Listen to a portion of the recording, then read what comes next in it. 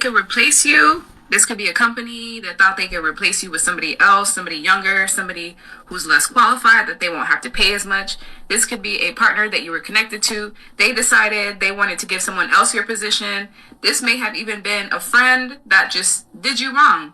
In any type of scenario, people made the wrong decision when it came to you, right? And now this decision has cost them because whoever they were connected to or whoever they decided to put in your place was not equipped to take on that kind of talent, that kind of skill set, that job, that role, because you're somebody that's very strong. What you do, it's so hard, but you make it look so graceful that people just look at you and they're like, I could do that.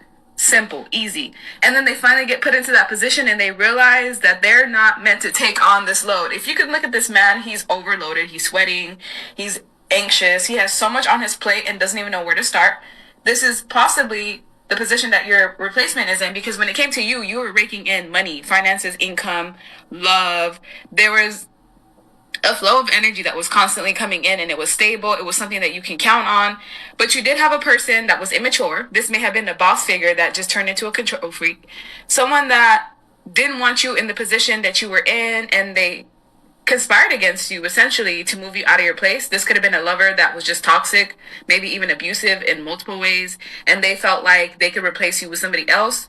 Whoever they did that to, or whoever they put you in a position to be in competition with, they're realizing that person is a bugaboo.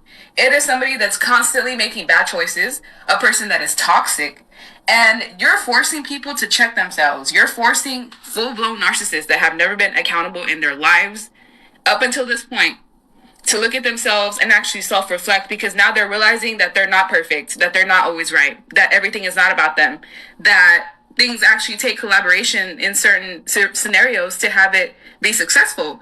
You're making people check themselves. And look, you're giving off the energy of a CEO, someone that had it together, someone that even if you were slightly disorganized at certain moments, it worked for you. You, at the end of the day, made things happen out of thin air. Like, if, let's say, an ex left you behind to bring someone else in the picture, they're getting psychically attacked. They're going through sleep paralysis at night, literally getting visited by demons and entities and being forced to see things a certain way. You have people praying to God for the first time, literally praying for things to stop, praying for an opportunity to have things be restored into balance, praying for you back. They don't want to hear it. The person that they replace you with doesn't even want to hear it. This person is not even worth coaching. Like, they are not open to criticism. This person takes everything as an attack. They may be even clingy.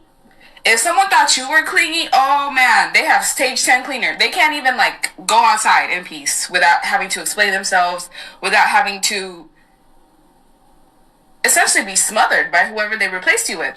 People that are at work that decided to let you go and thought they could do these projects without you, they are all frantic because it's leading to maybe even bankruptcy, maybe even having to shut down a company.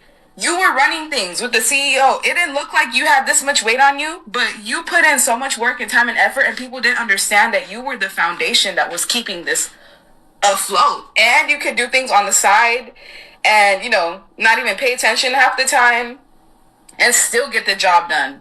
And they have the whole team working on these projects and they can't even get it done. Like, it's crazy. But with I'm sorry, I'm not perfect. You're forcing people to apologize to you energetically. They're not saying it out loud. They're in their thoughts putting this out into the universe, apologizing to you. So if you were at a point in time feeling down and out, but you're starting to feel better, this is why. Because all the energy that was being taken from you, people are giving it to you back. People are realizing that they gaslit you so hard, made you feel like you were crazy, you weren't worth it, you weren't doing enough, that you needed to change, that you needed to just do a whole 180, being abused mentally, physically, emotionally, spiritually, in a certain sense, and still at the end of the day being on your grind. Like, that's so hard to do. You are so resilient. And don't worry, your absence is definitely bringing a lot to the forefront when it comes to certain people, and they are ashamed. Someone thought